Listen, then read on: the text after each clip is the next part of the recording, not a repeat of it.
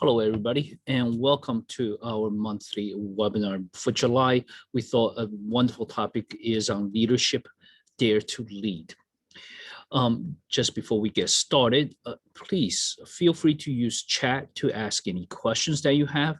Also, you can unmute, ask your question too, and remute. We'd like to keep our webinar as interactive as possible. So let's get started. The topic of today's webinar is Dare to Lead, the 3 essential rules of leadership.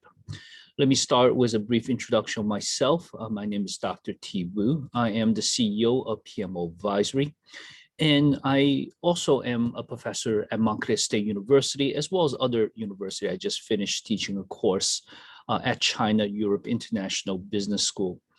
In my part-time, I also volunteer with various organizations that includes PMI, International Standard Organization, and I also write books.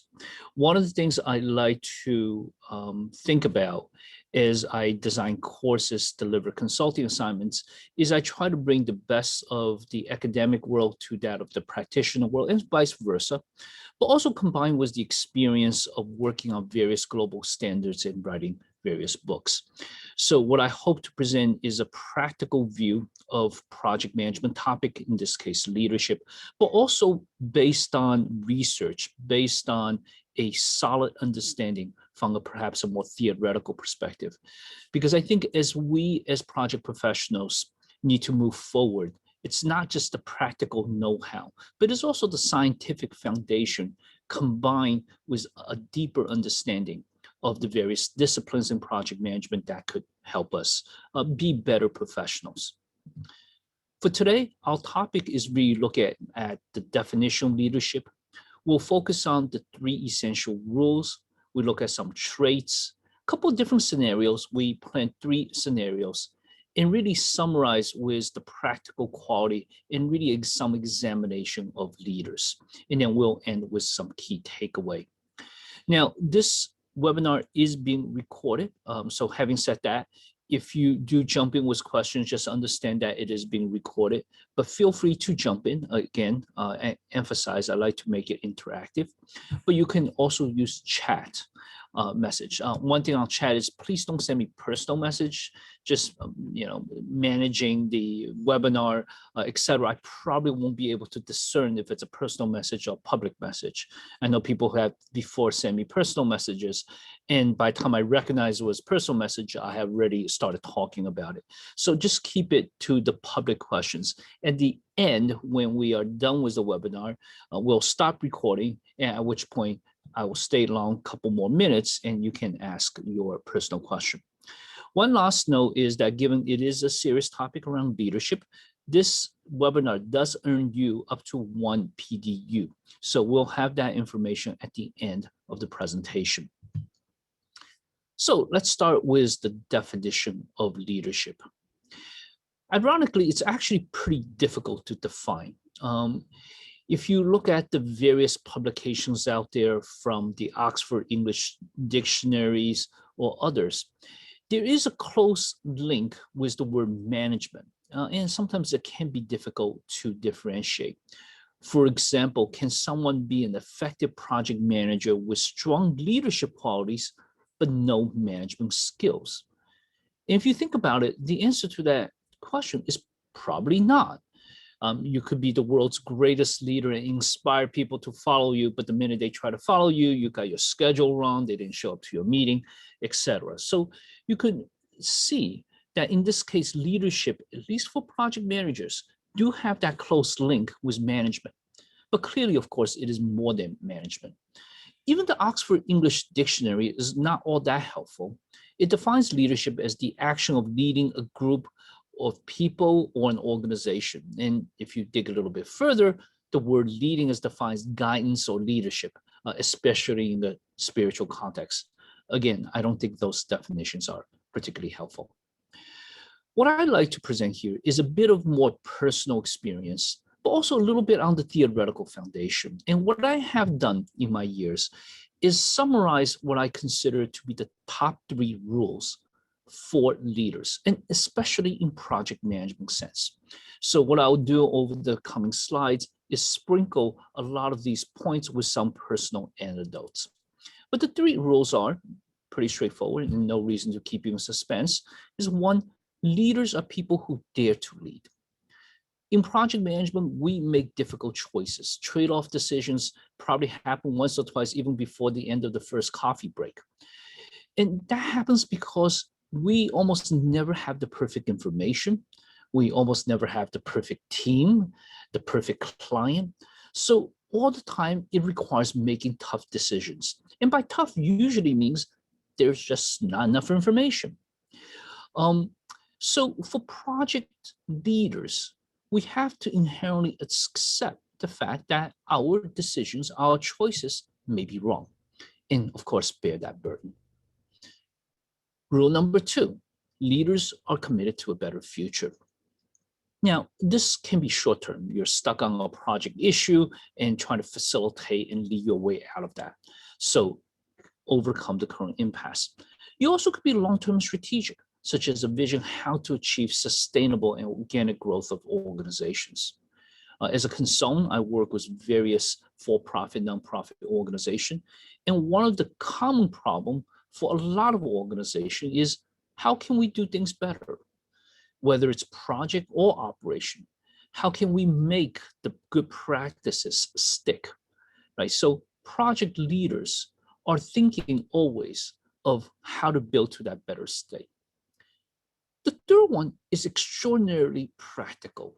The third rule is leaders have to have followers. And I say that because leader is not a title that you can give yourself. I can go around shouting, hey, I'm a leader, I'm a leader. And if nobody listens and nobody follows, and if I say, let's go north, and everybody seems to scatter around and march all other direction other than north, then it doesn't really matter.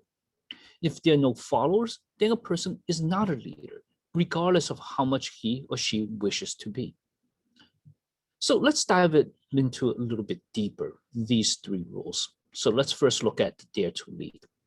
I think many of us aspire to be leaders. Our society generally expound on the positive aspect of leaders. In some ways, we may even do so a little too much because we get into sort of a culture of hero worship. You know, who is the latest hero that we can highlight? For newspapers and reporters, it's easier to highlight a single person story to exemplify a whole range of factors than to focus on, say, so many different people. But the true leadership is the inherent knowledge that leaders are taking their followers on a journey. And if you think about project as a journey, the project may fail. There are many factors that's just not within our control. Even the best project manager can fail.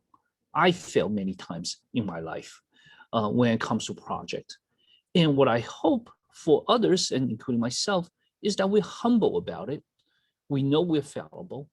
We try to make thoughtful decisions, weighting the positive against the negative, knowing that we probably don't have all the information we would like to have to make that decision. And these help us realize our inherent limitation, which goes back to the point of being a little bit humble about this. Also, the part about project leader is that project teams are typically at least more than one person.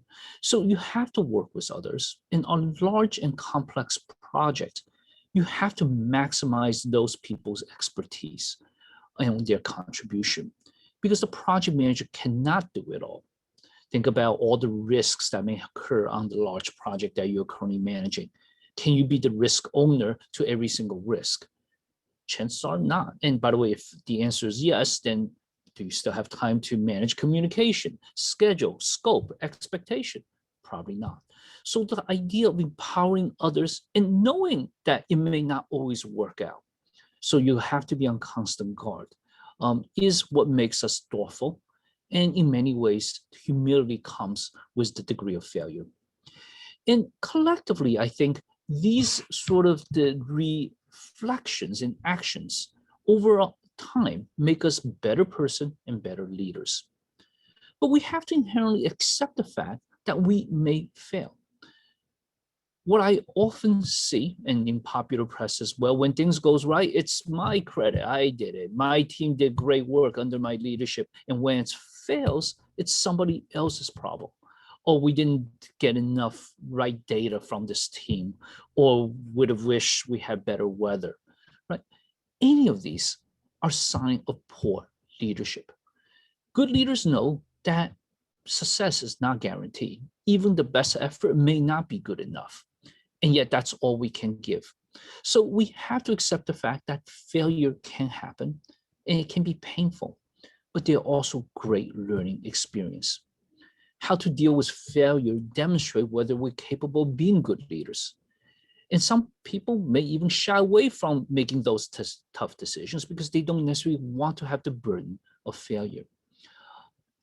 When I was leading large project services in one of my last corporate role for a fairly large organization, every year I hire about 25, my team is about 25 project manager every year. With some changes and some surges in project, we probably interview around 8 to 10 project managers a year.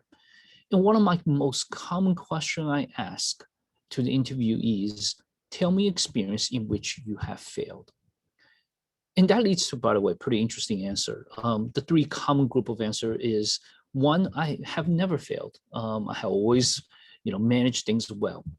The way I look at that answer is, one, either you didn't try hard enough, hence you didn't fail, which I guess is okay. But since my projects are pretty tough, you're not for me. Or two, you're just lying. And that doesn't help either because obviously it reduces credibility. The third is that people sometimes have tried, but they don't really want to express it.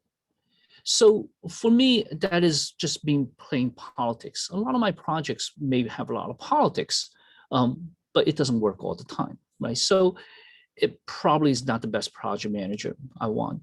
And the last point is they could be extraordinarily lucky. They are lucky people. I always joke I'd rather be Forrest Gump with that, amount of luck that he has. And of course, I know I'm not that lucky. So chances are you'll fail on my watch, and I probably wouldn't want to hire the person either. So what my point here is rather hear a genuine story in which a person failed, or at least fail in moderation. But the most important thing is about the failure. It's about what do you do with that failure? So again, the concept of dare to lead. The second is somewhat obvious too. All leaders are generally not satisfied with the present state, whether it's a project journey that you're taking your clients or your organization on. And they are generally committed to find a more favorable state. Project managers are generally champions of whatever project that they're leading. And of course, on large projects, especially on some issues, there can be a sense of direction in which that they want to take their team going through that journey to that future direction. On the broader problems, leaders also have to have a vision of the future. And that vision doesn't always have to be crystal clear, meaning that sometimes the project can be complex and ambiguous enough that your future vision is actually quite foggy, other than that there is a better state. So in those situations, project managers playing the role of leadership need to be transparent, need to be in full communication, admit what they don't know, and that's okay. That is not the end of the world. So by making sure that the team understands that there's a better future, and the leader is probably the good person to take you on that journey, they can maintain sort of the team cohesion, which leads to the point number 3, attracting followers. In order to have a leader, in order to be a leader, there must be at least one follower. Because the way I look at the word leadership, it's not something you can give yourself. It is something that is bestowed or endorsed by others. Leaders, true leaders, find ways to attract followers. It can be the positive force of their vision, when there is no one else willing or daring to take a chance. Most likely, especially in a lot of business environment, leaders have developed a strong set of skills, whether it is their competency, whether there's a record of success, whether it is just having fun on a project, and that you as a project manager are being very fair and equal to your team members. So this way people are attracted to it. There are a couple of effective traits to gain followers, and this is a bit based on the research. The 5 traits that seems to matter most for the leaders, especially when it comes to attracting followers, are the urgency, openness, making adjustments, being agile, being conscientious, and being agreeable. So this is now a little bit of a research into the big 5 model of personality. Urgency generally means dominance, extroversion, energy, and determination. It doesn't have to be all of them and all the time. There are a lot of introverts that are extraordinarily determined, and by the force of their vision, they can have and command that dominance. Agreeableness, generally a sense of sociability, sensibility, emotional intelligence.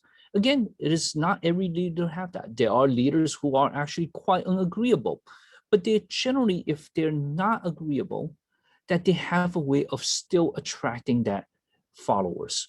So in other words, their voice of dissent can still be very attractive. Openness, flexibility, intelligence, locus of control, right? Ability to admit when you don't know, to me, is a sign of very, very strong leadership. Adjustment. Leaders are adapting. They are adjusting, whether it's emotional stability, self-confidence, adjusting to the issues and the risks confronting their followers or the team members. Right? They are constantly weighing in and sensing from the environment. Conscientiousness, that integrity, dependability. Good leaders are dependable. Good leaders in some ways are actually quite predictable, knowing the difficult choices, what are the processes they're like to go through, what are the questions they're going to ask, and how they really derive that future state. Here's a chart that I actually created, info chart, which I thought is a really good comparison between the sort of the coordinator, project manager mentality versus a project owner, a leader mentality. And let me put focus on just the left side, which is the coordinator and manager mentality. They're not easy to do. So the bar to even be a good manager is pretty high. So the key question that project manager typically ask, how can I successfully complete this project? Right? I'm sure this question for all project manager occurred at some point. At least I hope it occurred at some point. And if you dive into a little bit of looking at it from sort of the 5 W's and the how perspective, and here we only just cover the 2 W's, why? Right? A good manager typically look at the business case, they accept it.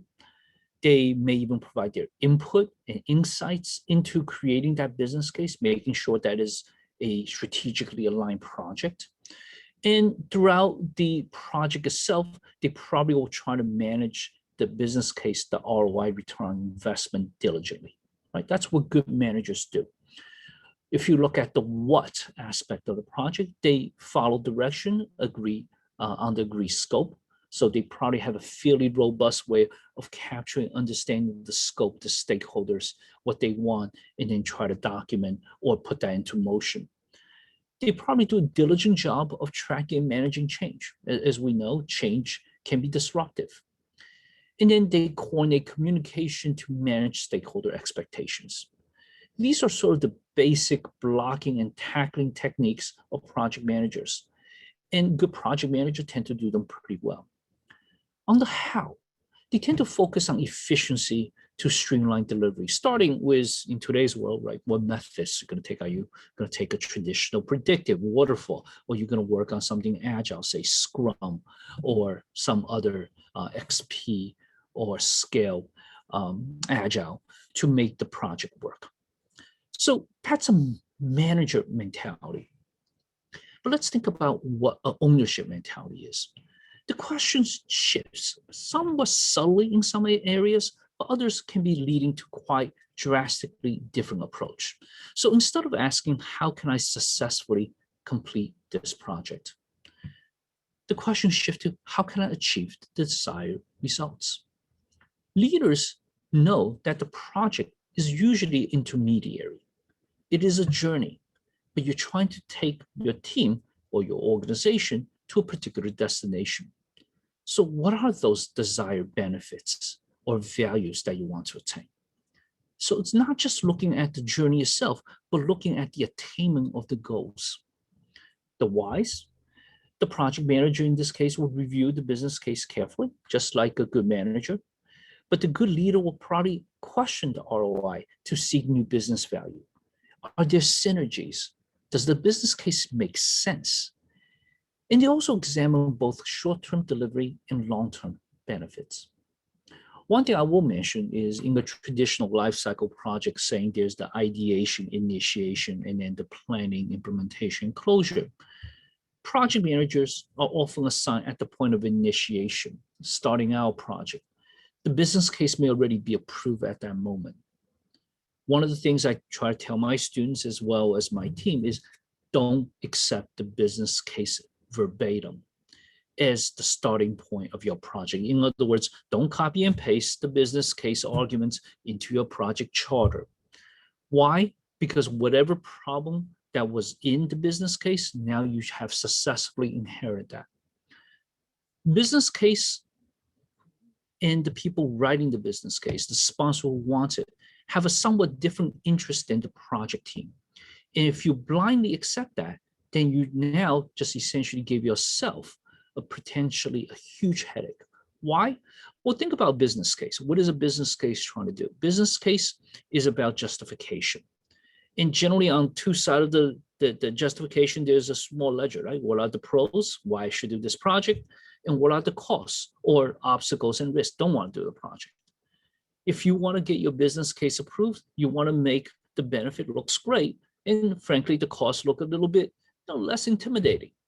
So even if you are a fairly objective person, there's a sort of unstated bias that you're likely to make the benefit look pretty attractive and while undermining the cost side or the difficulty side of doing the project.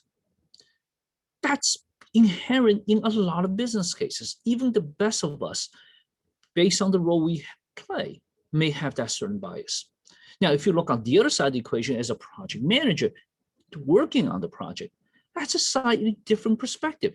Your job is now, given what's likely to given to you in terms of the schedule, the resource, the budget to do the project, can you deliver the results? So that is a very different question than business case. Can you justify it? So one of the things that project leaders do is very critically look at the business case, very critically look at the resources, the schedule, the budget that's given, and ask the question, does it make sense? Now, in some organizations, I realize that project managers are sort of the mid-management and sometimes could be even early entry management. You really don't have the authority and power to push back very hard. So even there, though, you could call that out. You could go to your boss or to whoever is the sponsor and say, I did our analysis and which shows that there's going to be some deviation from what's stated in the business case. Now, it doesn't mean we won't get started on the project. We'll do the best we can, but we want to call out that the budget may seem low or may need more time, or there are the risks that wasn't analyzed, right? So the leaders don't set up their entire team for failure. They call it out. And even if they are asked to go down marching to that journey, at least now they do it with eyes wide open. Project managers going down also look at alternatives on scope and requirements. Very often, because they're now in a more solution mode than just building and doing what's been asked, they're looking at additional options and collaborating ideas and methods, and sometimes even engage the stakeholder. This is especially true if the project has a fairly long duration and between when the business case was first conceived and approved to the point of implementation. If there's a fairly significant time in between, then some of the needs may even shift it, given we all know how fast the business world moves. And the final piece on how, right? Unlike the coordinator and the manager want to get things done as quickly as possible, owners, leaders look at not just the efficiency of things, but also did we get the right result, which goes back to the first question, how can I achieve the desired results? So there is significant difference between an owner mindset, a leader mindset, than say a coordinator or manager mindset. Now, I want to mention, feel free to jump in with questions, because otherwise it does feel a little bit like a soliloquy. I'm talking to myself. So feel free to use chat and jump in with questions. I'm going to move forward, but again, please be interactive as you have questions. So if you look at sort of the general leadership model, one of the things I like to do is simplify things. And I see project managers play 4 dominant roles, pretty much on all projects. Even if you are a super duper high level project managers working at executive level, you probably still do some level of coordination, right? And most junior project managers do quite a bit of coordination, getting people together, scheduling different meetings, communicating different points that are crossed on the project. Facilitating is the second big one. This is especially true on a lot of complex projects. Project manager, him or herself, may not necessarily be the expert, but they have access to the expert. So what they become is really a facilitator trying to figure out the right solution. Managing. And as you sort of progressively get more involved and your responsibility increase, managing becomes a pretty big piece of project management, right? How do you allocate resources? How do you motivate teams? How do you manage stakeholder expectation, organize, allocate, and implement various components of the project? As you get to sort of the top end of the ladder, that is leading. And this is where project managers start to set directions, making sure what they do are continuously aligned with the business objective, so there's always strong support from the executives. Own the project result. And by the way, there could be failures. A project, large project anyway, is like fighting a war. There could be many battles and you don't necessarily guarantee to win every battle. What you hope is you learn from those lessons and you come back stronger and make it applicable in other battles, so you still win the overall war. Making tough decisions, trade-off decisions, happens very regularly. And by the way, when we say tough decision, by definition, a tough decision is one that doesn't have a perfect, easy answer. Right? If I have a perfect, easy answer, it's not a tough decision. I will argue it's not even a decision. It's obvious, just go do it. Project manager also lead, direct, and run. Right? So on the bottom, we talked about some of the PM leadership success measures, achieving business value, time to getting the results, making sure the clients are satisfied. And I will argue, of course, the team members also need to be satisfied. So here I like to go through a couple scenarios. There's 3 scenarios that we have planned. One is project at a crossroad, scenario 1. The second one is really working on a project within a program. And the third is sort of project launch issue. And of course, there could be many examples, but I just want to use these 3 to highlight the difference between a manager mentality versus a leader mentality. So let's start with number 1. Here's a project situation. Your project is at a crossroad. The solution being proposed does not work well, but there's no easy alternative. The project burn rate is pretty high, so decision must be made quickly. What do you do? Right? For those of you who manage, at least say difficult project, this is pretty common. The burn rate on the project happens whiz always out you. So let's look at weak leader. A weak leader is, you know about this problem before because you did your analysis and you know there's no easy solution. As the urgency arises, a weak leader will find convenient decisions and make sure the blame, should the solution fail, lie with someone else. In other words, they're constantly looking to cover their track to some extent in what I call CYA, cover your hiney, right? As you go through about making decision, it really sometimes hinders you. So let's think about what more a strong leader, somebody who has worked on more complex, who's more proactive, who could be more thorough would do. As a strong leader, you clearly understand that there is no easy decision. and there are pros and cons to each. You work with the team to understand the target objective and weigh in on the various factors. You may still come to the same decision as the weak leader's case, but you make sure everyone stands behind the solution, and everyone, including you, owns the decision. There's many different styles of management. My personal, the one I default to, doesn't mean I use 100% time, but use probably at least 70% time, is participative management, participative decision-making. And participative because I like to hear what other people's opinions are, what their thoughts are, but I also inherently realize that project has its own momentum, and sometimes you have to move fast. So I don't have the time for consensus, getting everybody to agree. And ultimately, as the project leader, I may have to make some decisions. Sometimes the decisions I make are not popular. And sometimes I even go with the minority position, not necessarily the majority. But one of the things that I have always tried to do during my career is whatever decision we come to, even people who don't necessarily agree, I ask them to stand behind the solution. The project move in uniformity. And by the way, if we find that we're going down the wrong track, then we change uniformly. And be very objective and focus on the problem, not on personality. So people whose, let's say, advice we rejected doesn't feel that they are rejected. It's just in the scheme of things, we decided to go with another solution. So divorce the interest of the priority of the task from that of the person. Scenario number two, some of the projects are in a larger program. So the scenarios, you came out of a status meeting, a program status meeting, which a delay in another project will severely impact your project. Your project is one of many in a larger program with many interdependencies. What should be your next step?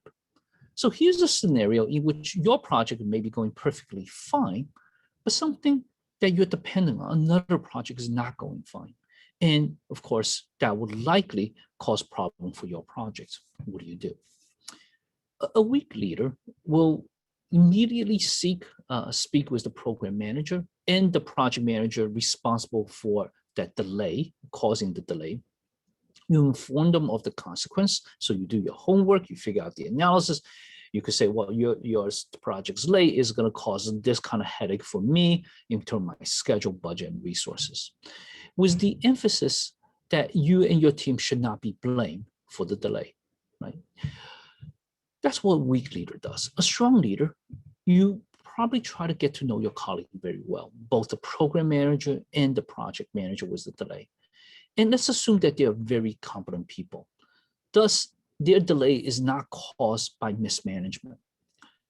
So when they report a delay, it must be serious. You gather your team and work with them to find alternative ways of implementation that can minimize the delay. Then you work with the program project manager to collaboratively determine the optimal path forward so everybody are bought into the new solution. You are constructively trying to tackle the problem on that bigger scale. By the way, if you are indeed, this is a true case, and you're a project manager working with program manager, think about all the lessons and visibility that you likely gain. And if you do that consistently, I could see that you become a program manager pretty soon. Scenario number three, project launch issue. In this case, your project is launching within 8 hours, so almost a little bit less than a day. And you just learned that your team found a major defect that will take at least 24 hours repair. Do you go ahead with the launch? A week later, you immediately gather your team and determine the consequence of action to delay, to launch a delay, and weighing the various factors, and you make your decision. By the way, the weak leader's position here is pretty common. Most of us would do that. I think I would do that at least half the time as well, right? You look at the pros and cons. It makes sense. It's logical. But let's look at what a strong leader would do. Similar to a weak leader, but more than just looking at tactical consequences, you also speak with the customer and other stakeholder. You explore the full options such as partial launch or finding some workaround. Maybe the ultimate decisions may be the same as a weak leader, but your analysis of the situation is more thorough and integrated, and usually leads to more options. Again, the ultimate decision may be the same, but now you understand what you're getting yourself and the organization into much clearer. So, okay, good. We have a question coming in. Give me 1 second. Let me read it.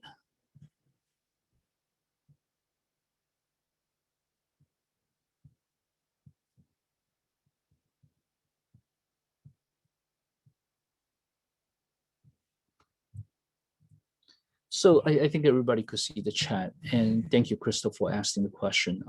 That's a really excellent question. So let me at least give my take, because as you could imagine, there could be many different answers. And of course, it does very much depend on the situation. But in the second scenario, working within a program and other projects are causing delay to your project, how do you as a leader encourage the team not to be discouraged and look negatively on the department causing the delays? I think there are a couple ways to look at this. One is it genuinely a set of human incompetency error? Because if it's, genuinely people are just doing a very bad job at it, I guess I would say you probably cannot fully cover that aspect. In other words, it is going to be discouraging, and they probably will be somewhat negatively frowned upon. On the flip side, as we all know, there are plenty of things happen on project that's outside of anyone's control. And if it is outside people's control, and genuinely upon that analysis, I think making sure your team understands that.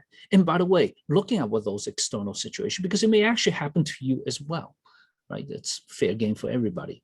So I think teams, by more objectively analyze the situation, not necessarily to assign faults, but understand what are the root causes, can help your team come to a rational sentiment, whether to blame somebody or really try to take the lessons learned. Second part, even when they all come to consensus, there are also those who aren't happy.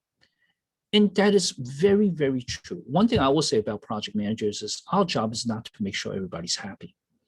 Our job is to find a balancing act in which we keep the most important stakeholder as happy as possible. Even there, I say as happy as possible. But also balancing act is between the people, the scope, the schedule, the work, the budget, and the ultimate results. Projects can take a fairly long time. And if people are not happy for a small duration, that may very well be somewhat acceptable. Because after all, if let's say they take the participative decision-making, you may have very, very strong subject matter expert making convincing cases of a particular trade-off decision, and you ultimately did not adopt them. They may not be happy too. But I don't think the job of the project manager is to necessarily keep people happy. The job of the project manager is to keep the project move forward in this balanced progress and momentum. So again, deal with the situation, deal with the incident, try not to make it personal. And if those aren't happy, that's okay. Have a conversation, understand why they're not happy. And if there are factors you can explain, do so. If not, then wait their turn, because there could be another issue in which they're happy about. I don't want side conversation to happen that damage team dynamic. One of the key aspects of project management role is communication. And I would say side conversation will happen. That's not something any one single person can completely control, especially if your project team is large. I remember one of my large projects that I managed in my last major job. We had something where around 800 stakeholders that comes to our status meeting. And the project is so big that we host status meeting 3 times across 3 different time zones, one for Asia Pacific, one for Europe, and one for the Americas. There is no way I could keep those side conversations from happening. I couldn't even imagine trying to do that. So what project managers need to do to counter that is clear communication, predictable communication, transparent communication. So while you can't squash all the side conversation, you could present credible information, and hopefully that you have the credibility and the team believe you, at least for the most part. Many of us know probably the formula for communication channel, n times n-1 divided by 2, right? As the number of people increase or stakeholder group increase on a project, the number of potential channels start to run away. This is why in communication, it's so important. Try to build that trust and credibility. And you can't build that overnight, of course. If you're working with a new group of people, it's new. So you try to be transparent, you try to be open, you try to be predictable. You try to make the metrics as easy to digest as possible, and set example, report bad news. And instead of waiting somebody else to do so. So over time, that's how trust is built. So Crystal, thank you for that set of questions. I hope my answers at least give you something to think about. And they're, of course, not one shoe fit all. You will still have to customize it for your particular situation. But excellent question. So please, more of that, welcome. Okay. Yep. Thank you for the comment. Transparency is really what you can strive to do consistently. So here's some practical qualities of being a good leader. Dare to lead. Be willing to take risks. And by the way, in large complex project, by definition, you're taking risk. And also often the risk of not doing the project is even greater over time than doing the project.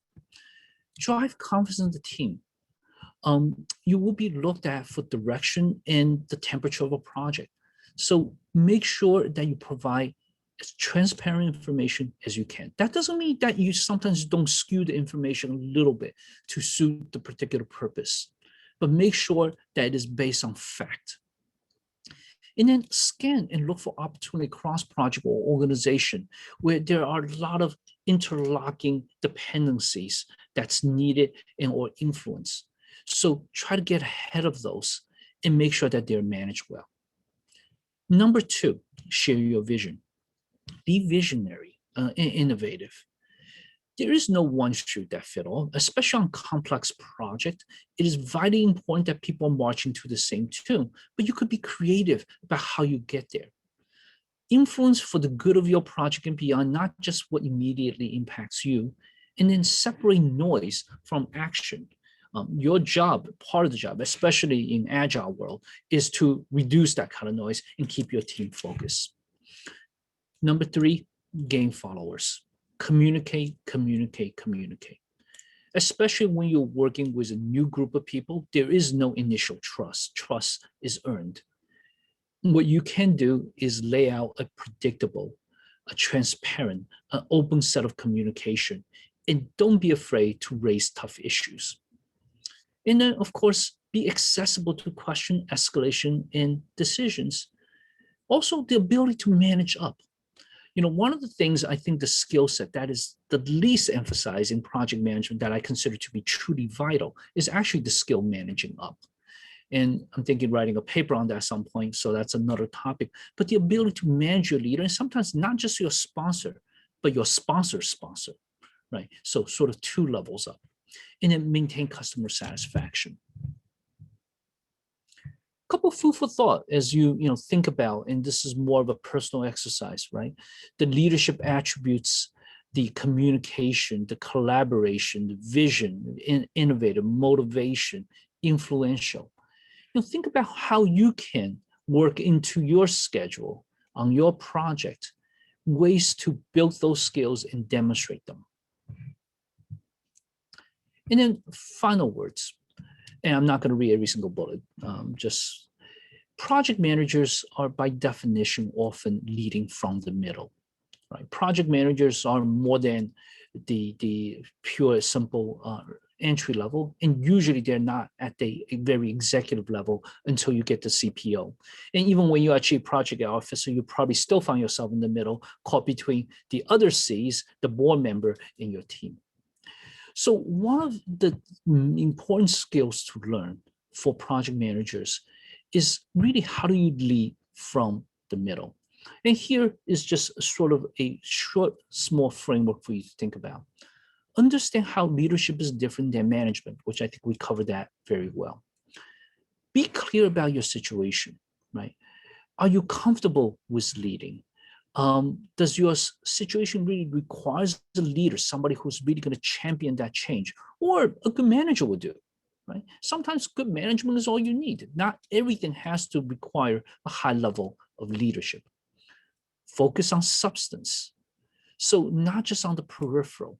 Style can be important, but usually there are just a lot of noise around that. So focus on the core issues, the core people, the core work. Recognize that the people are different. And by the way, this is something I have to work on. A lot of my friends and colleagues knows that I'm a very impatient person.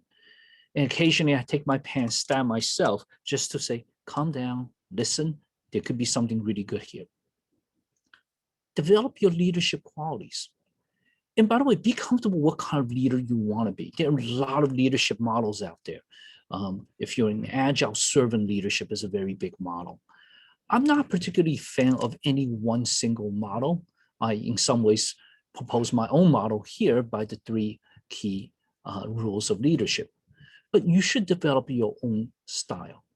But what common about most, or at least almost every good leader, I say almost every because there are exceptions in any business scenario, is that one, they really have a range of qualities that makes them attractive for other people to follow. Trust is probably vital. There's almost nothing that gets in the way of leadership than somebody start to lose trust. Creating shared vision and communication are all very supportive qualities as well.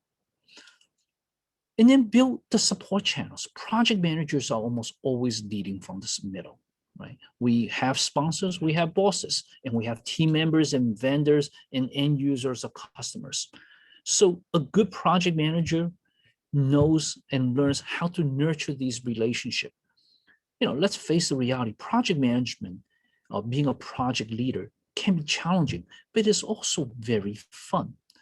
Projects are unique, or at least almost unique. Chances are, if you work on a large project, every single project is sufficiently different. You get to expose with a different group of people. And over time, you become indispensable to your organization or to your profession. And then the final point, most projects, of course, that's really worth working on, worth itself, so to speak, has a lot of people. And chances are you're not an expert in most of, or at least many of those core content areas. So don't do it alone. Don't be that superhuman. Empower your team. And collectively, you could have a super high performance team. So that's really what I want to talk about on the leadership side. I have two slides briefly talk about PM advisory, but before I go there, I want to see if there are any questions. Okay, very quickly, just a little bit about us. PM Advisory is a training and consulting firm. We are a premier authorized training partner, and we provide a lot of certification training. For a company of our size, we provide, I think, more of the PMI certification training than any other company that at least I know of, from portfolio to program to project, risk, agile, CAPM. We actually even developing a course in business analysis.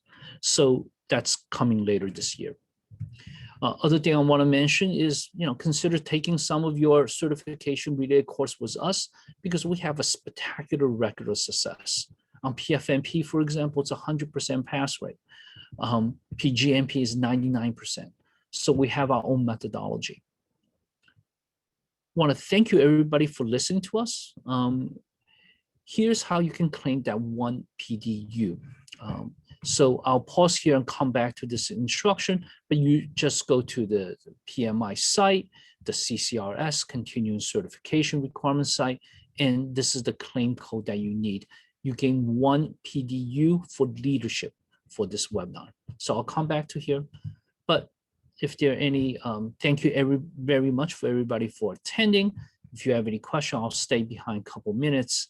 And here you can also have my email. and contact information should you have questions. Okay. So Brian, thank you. What I could do is, we normally don't share the slide deck, but people want it, we could make it available. After the session, we tend to move our recording of this to YouTube. And what I could do is provide a link to the this deck as well. For those of you who knows where we house our webinars, just go to pmoadvisory.com/webinar, and you could see a history of the various webinars that we have. Some of them have presentation, others may not, but this one I'll make sure the presentation link is there. Thank you, Brian. Anything else? Okay. I hope everybody find this presentation to be very helpful. Feel free to send me an email if you have suggestions on new topics. I'm always looking for good ideas on things that we can help you and help the profession to grow together. Raymond, your question, DASSM certification, the answer is no. We have not dabbled in discipline agile yet. We plan to in the future, especially when there are more people looking for the discipline agile certifications.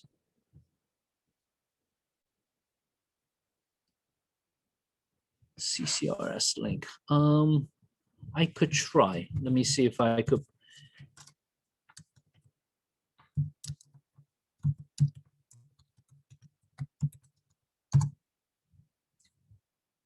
Okay, great. Well, thank you, everybody. Have a wonderful day. I'm going to stop the recording now after I found my cursor.